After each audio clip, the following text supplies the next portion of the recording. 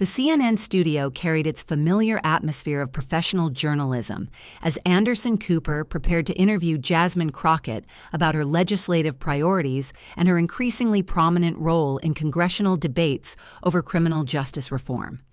The veteran anchor had built his reputation over decades through incisive questioning that challenged guests from across the political spectrum to defend their positions beyond rehearsed talking points. His interview style emphasized pressing follow-up questions when answers seemed to dodge issues and highlighting apparent contradictions between stated principles and actual policy positions. Crockett sat across from Cooper in the guest chair, understanding that the interview would require defending progressive policy positions to a journalist known for skepticism toward bold claims from politicians of either party.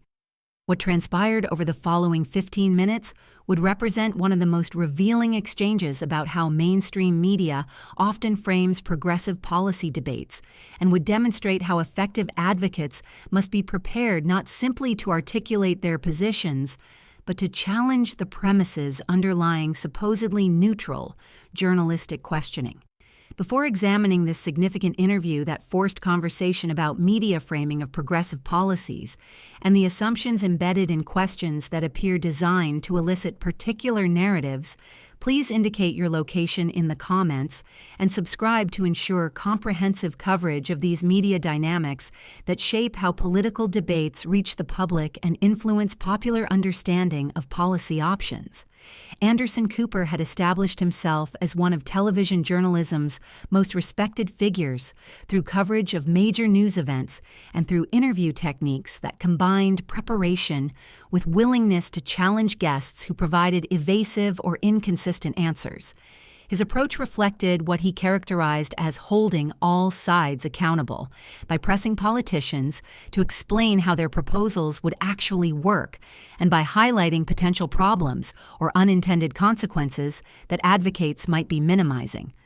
Cooper's questioning style often involved playing devil's advocate by presenting concerns that critics raised about policies under discussion, a technique that could serve legitimate journalistic purposes of exploring different perspectives, but that also sometimes reflected underlying assumptions about what constituted reasonable policy boundaries. The interview focused on criminal justice reform legislation that Crockett had been championing in Congress, particularly provisions addressing police accountability and sentencing reform. She had been invited to discuss recent legislative developments and to respond to criticisms that opponents had raised about whether reforms would adequately protect public safety, while addressing legitimate concerns about over-incarceration and discriminatory enforcement. The segment represented an opportunity to reach national audiences beyond the policy specialists who typically followed congressional debates about criminal justice issues. Cooper began the interview by acknowledging Crockett's background as a criminal defense attorney and her passionate advocacy for reform before posing his first substantive question. He asked whether she understood concerns that many Americans had about rising crime rates in some cities and whether her reform proposals adequately addressed public safety worries. The question's framing suggested that reform and public safety existed in tension and that advocates needed to justify prioritizing reform over safety concerns that supposedly should take precedence. Crockett responded by noting that the question's premise was flawed because it assumed that current approaches to criminal justice were actually providing public safety when extensive evidence demonstrated that mass incarceration and aggressive enforcement had not made communities safer. She explained that the areas with highest incarceration rates often continued experiencing high crime rates, suggesting that the relationship between incarceration and safety was far more complex than simplistic tough-on-crime rhetoric acknowledged. She noted that effective public safety required addressing root causes, including poverty, inadequate education, mental health crises, and substance abuse, rather than simply arresting more people and imposing longer sentences. Cooper followed up by suggesting that while root causes were important, communities experiencing crime needed immediate responses and asking whether reform proposals risked leaving those communities vulnerable during the transition period while long-term solutions were implemented. This question reflected common framing that treated enforcement as providing immediate security, while dismissing alternatives as idealistic long-term goals that offered no short-term protection. The framing presumed that current approaches were working adequately in the short term, even when evidence contradicted that assumption. Crockett pushed back directly against this framing by noting that communities most affected by both crime and over-policing consistently supported reform because they understood that current approaches were not providing safety, but rather were contributing to community destabilization.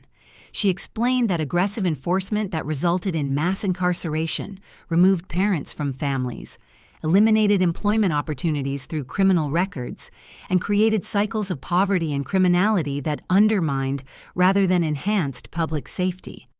She noted that portraying reform as risky to community safety ignored that current approaches were actively harmful to those same communities. Cooper shifted to a different line of questioning by asking about specific provisions in the reform legislation that eliminated mandatory minimum sentences for certain offenses. He noted that some prosecutors and law enforcement officials argued that mandatory minimums provided necessary tools for obtaining cooperation from defendants and for ensuring consistent punishment.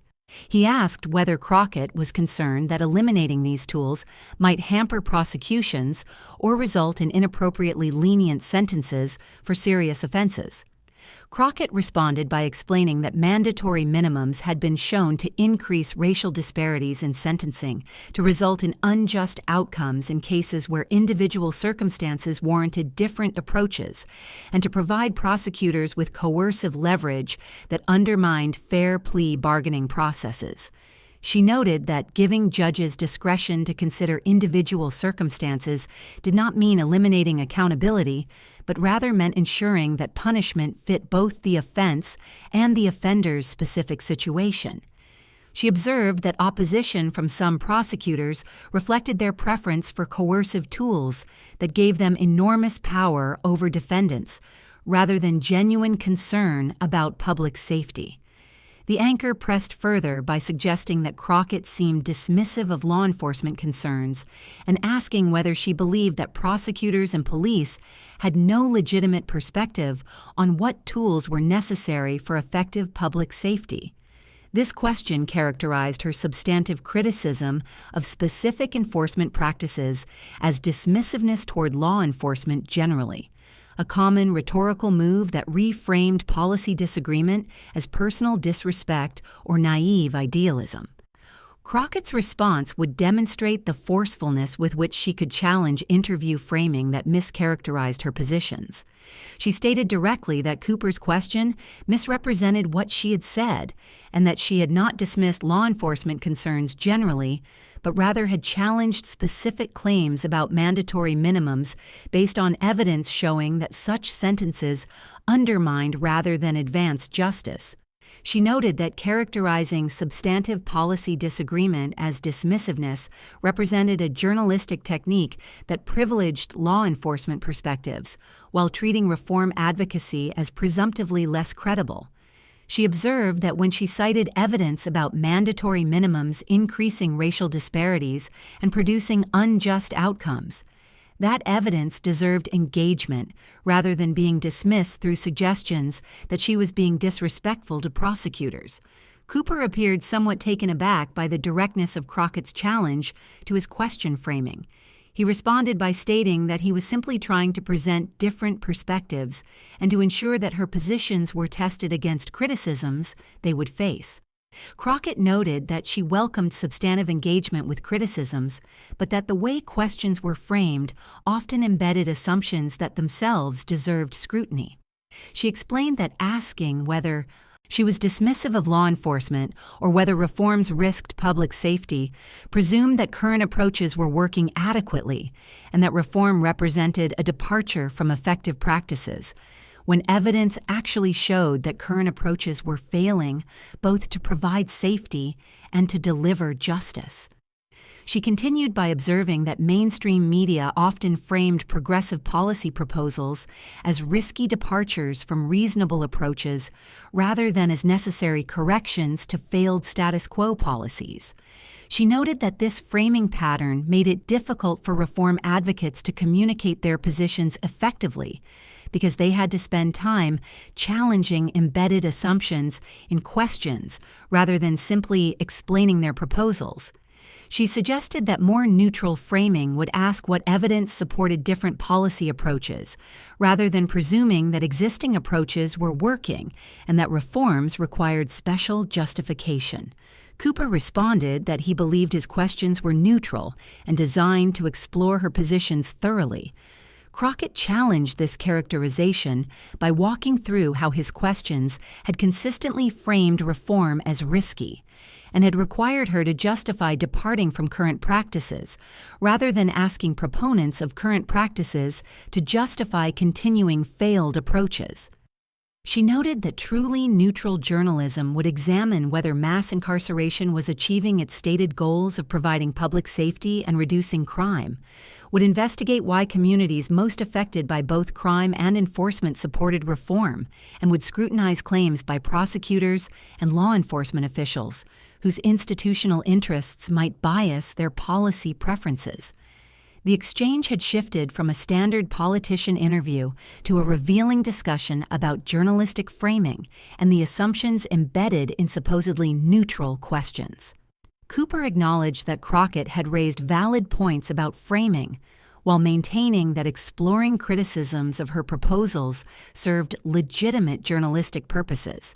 He attempted to move the interview back to discussing specific legislative provisions, but the dynamic had changed as he now approached questions with awareness that she would challenge framing that she perceived as biased.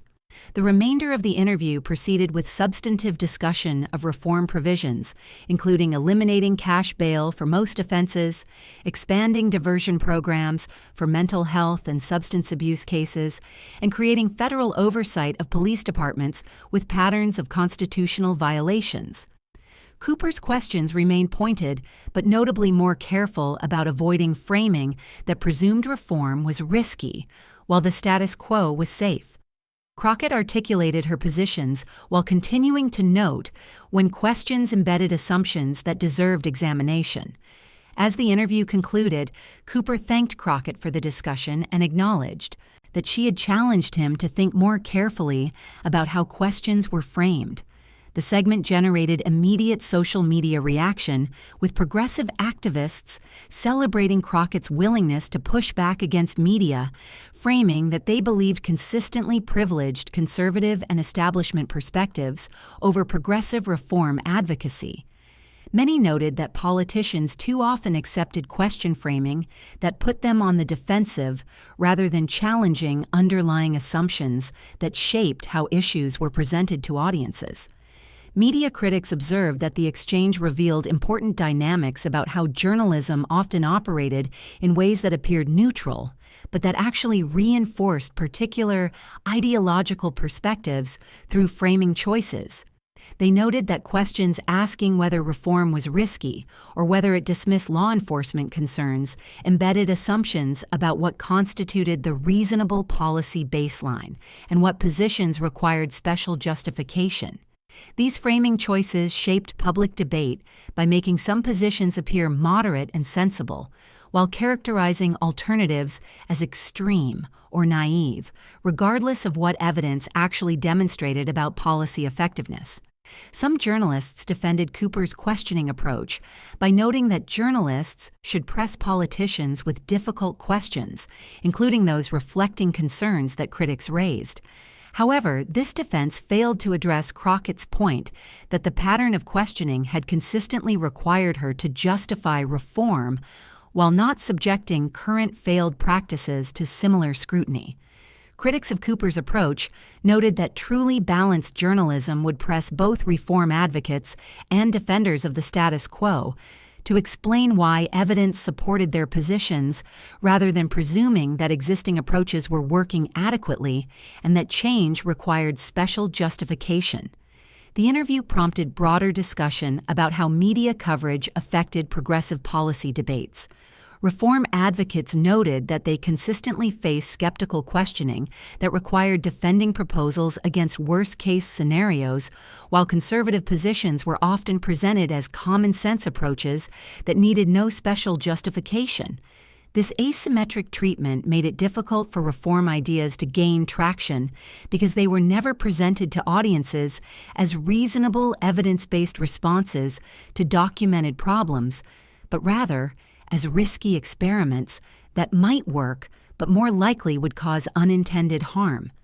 Several progressive media organizations use the interview as a teaching moment about recognizing biased framing in supposedly neutral journalism. They highlighted how Cooper's questions had consistently put Crockett on the defensive by asking whether she understood public safety concerns, whether she was dismissive of law enforcement, and whether reforms risked leaving communities vulnerable.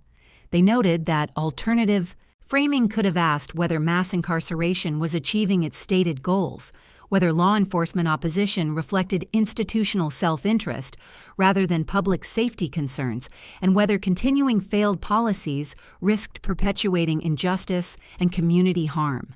For Jasmine Crockett personally, the interview demonstrated her willingness to challenge not just political opponents, but also journalists whose supposedly neutral questioning reflected particular ideological assumptions. Her performance showed that effective advocacy required recognizing when interview formats were designed to elicit particular narratives and being willing to challenge those formats rather than simply trying to present positions within constraints that privileged opposing perspectives. These capabilities reinforced her reputation as someone who would not be boxed in by conventional political communication norms that disadvantaged progressive positions. For Anderson Cooper, the exchange represented a somewhat uncomfortable moment in which a guest had effectively turned interview dynamics back on him by making his question framing itself a subject of discussion. While he maintained that his approach was legitimate journalism, the public nature of Crockett's challenge ensured that his future interviews would receive greater scrutiny regarding whether questions embedded assumptions that favored particular ideological perspectives. Some observers suggested that the encounter might prompt him and other journalists to be more reflective about framing choices and their impacts on political debates. The broader implications extended to questions about journalism's role in democratic discourse and whether media organizations adequately examine their own biases and assumptions. Progressive critics had long argued that mainstream media operated within ideological boundaries that made centrist and conservative positions appear reasonable, while treating progressive alternatives as risky or extreme regardless of evidence. The Cooper-Crockett exchange provided a concrete example of how this dynamic operated through question framing that appeared neutral on surface, but that consistently required progressive advocates to defend against criticisms while not subjecting opposing positions to equivalent scrutiny. Thanks for watching this revealing interview where Jasmine Crockett challenged not just criminal justice policy critics, but the media framing that shapes how reform debates reach the public. This exchange demonstrates that effective progressive advocacy requires recognizing and confronting the assumptions embedded in supposedly neutral journalism that consistently privileges status quo approaches over evidence-based reform. Please subscribe immediately and enable notifications to receive comprehensive analysis of both criminal justice reform debates and the media dynamics that influence how policy options are presented to and understood by the public. Share your assessment in the comments regarding this interview and whether Crockett appropriately challenged Cooper's question framing, or whether journalists must press politicians with difficult questions even when those questions reflect particular ideological assumptions. Our coverage will examine both the substance of criminal justice reform proposals and the media treatment that shapes public understanding of whether such reforms represent necessary corrections to failed policies or risky experiments that threaten public safety despite evidence contradicting that characterization.